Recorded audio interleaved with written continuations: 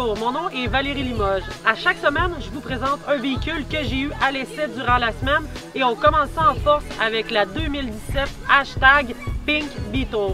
Je vais avoir noté ce que j'ai aimé et ce que j'ai moins aimé du véhicule. Je vous présente ça à l'instant. Le véhicule que je vous présente cette semaine va être offert à seulement 200 exemplaires, donc 100 en modèle coupé et 100 en modèle cabriolet. Ça vous fait vraiment un véhicule qui va être unique en son genre. Les moteurs disponibles vont être un moteur 1.8 turbo de 170 chevaux et 184 livres de pied de course. En fait, c'est le seul moteur disponible pour cette version et tout ça va être associé avec une transmission automatique 6 vitesses. Pour ce qui est du centre multimédia équipé dans ce véhicule-là, dans le fond, ça va être compatible avec les 3 grandes marques de fabricants de cellulaires. Moi, aujourd'hui, j'utilise le modèle iPhone. C'est assez simple, je vous montre comment ça fonctionne. Donc, on a besoin de notre câble ici, qui va se plugger juste ici en dessous. Et puis, ça va être pris en charge automatiquement. Donc, et voilà. Mon écran va tout simplement apparaître ici. On peut naviguer ici avec les plans. Donc, si on a une route à faire, des choses comme ça, ça va pouvoir être pris en charge.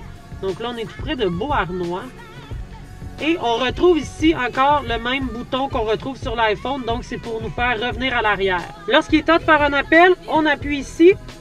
Donc, on peut voir, ça l'affiche nos contacts et à ce moment-là, on va être capable de sélectionner qui on veut rejoindre. Pour ce qui est des messages textes, on appuie dessus et on va être en mesure après ça de parler avec Siri.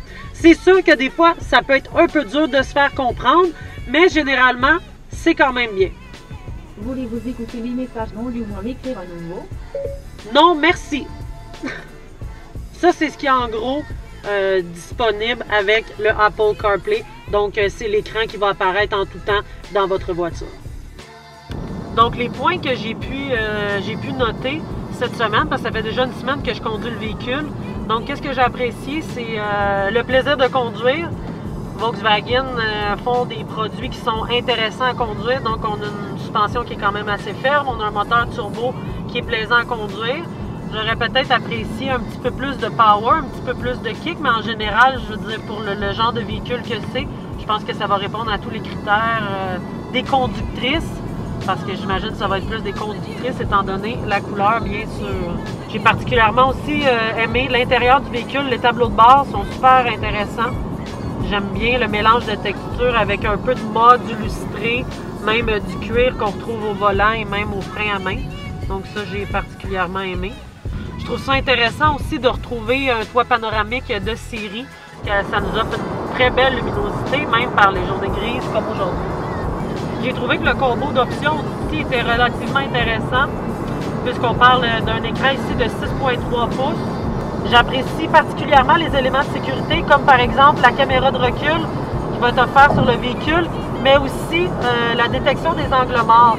Donc, quand on fait un dépassement ou qu'on veut faire un dépassement, bien, ça va nous indiquer si on a un véhicule qui pourrait nous obstruer. C'est un élément qui est assez important, je pense, de nos jours avec tout le trafic.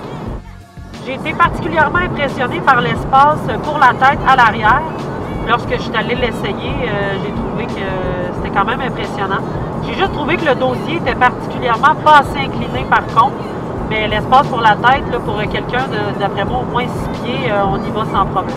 Les points que j'ai un petit peu moins appréciés avec le véhicule, c'est vraiment personnel à moi, mais j'ai trouvé que les bancs, je les trouve, j'aimais le motif, pour quelqu'un qui aime les couleurs qui sortent de l'ordinaire surtout.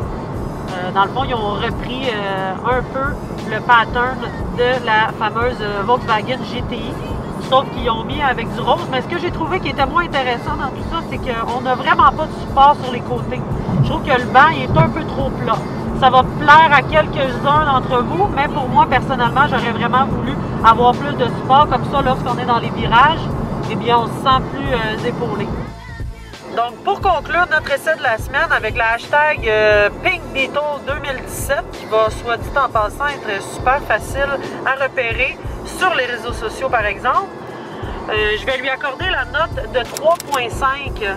J'ai particulièrement aimé le véhicule, donc c'est pour ça que j'y accorde la note. Sur ce, j'espère que vous avez apprécié, puis on se revoit la semaine prochaine pour un prochain essai routier.